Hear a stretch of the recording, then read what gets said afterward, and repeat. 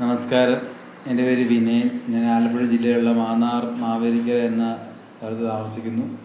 ഞാനിപ്പോൾ ഈ വീഡിയോ ചെയ്യുന്നത്, ഞാനൊരു യൂട്യൂബർ, ചെറിയ ചെറിയ വീഡിയോകൾ ചെയ്യുന്നുണ്ട്. മാന്നാർ മച്ചാൻ ആണ് എൻ്റെ യൂട്യൂബ് ചാനലിൻ്റെ പേര്. പിന്നെ ഞാൻ ഈ ബിഗ് ബോസിനെ കുറിച്ച് പറയാനാണ് ഇപ്പോൾ ഇവിടെ വന്നത്. അതും ലാലേട്ടനോട് പറയാനാണ്. ലാലേട്ടൻ ഇത് കാണാനിടയായാലും ഇതിനെക്കുറിച്ചൊരു നല്ലൊരു തീരുമാനം എടുക്കുമെന്ന് ഞങ്ങൾ പ്രതീക്ഷിക്കുന്നു. എന്താണെന്ന് വെച്ചാൽ, ഈ ആദിലയും നൂറയും പോലുള്ള കണ്ടസ്റ്റന്റുകളെ നിങ്ങൾ ഈ ഷോയിൽ ഇട്ടുകൊണ്ട് നിങ്ങൾ എന്താണ് ഉദ്ദേശിക്കുന്നതെന്ന് എനിക്ക് മനസ്സിലാവുന്നില്ല. ബിഗ് ബോസ്, ഞാനും ഒരു പെൺകുട്ടിയുടെ അച്ഛനാണ്. ഞങ്ങളും ഞങ്ങളുടെ പെൺകുട്ടികളെ, അതായത് ഇതുപോലെ വളർത്തണമെന്നാണോ നിങ്ങൾ ഉദ്ദേശിക്കുന്നത്? അതുകൊണ്ടാണ് നിങ്ങൾക്ക് ഫാമിലിയായിട്ട് കാണണമെന്ന് എപ്പോഴും ലാലേട്ടനും പറയുന്നുണ്ട്, ബിഗ് ബോസും പറയുന്നുണ്ട്. ഫാമിലി കാണുന്ന ഷോയാണ്.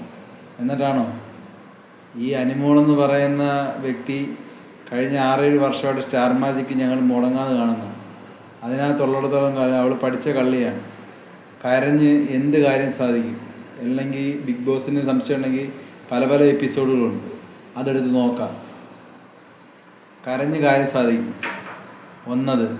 2, നെവിനെ പോലെ നല്ല കഴിവുള്ളൊരുത്തർ, അവനകത്തുള്ളതുകൊണ്ടാണ് എന്നെ പോലുള്ള ഞങ്ങളെല്ലാവരും, എൻ്റെ ഒരു 100-ൽ 80% ആൾക്കാരും ആ ബിഗ് ബോസ് ഒരു കാണാൻ രസമുള്ളത് അയാൾ നോക്കുന്നതാണ്. അയാൾ കിറ്റ് ചെയ്ത് പുറത്ത് പോകുമെന്ന് പറഞ്ഞപ്പോൾ ഭയങ്കര വിഷമം തോന്നി. നിങ്ങൾ ആദ്യം പുറത്താക്കേണ്ടത് അനിമോളെയും നൂറയും ആദിലയുമാണ്. അതുകൊണ്ട് എത്രയും പെട്ടെന്ന് അവരെ മരണം, അല്ലെങ്കിൽ ഞങ്ങൾ ഈ ഷോ വെറുക്കും.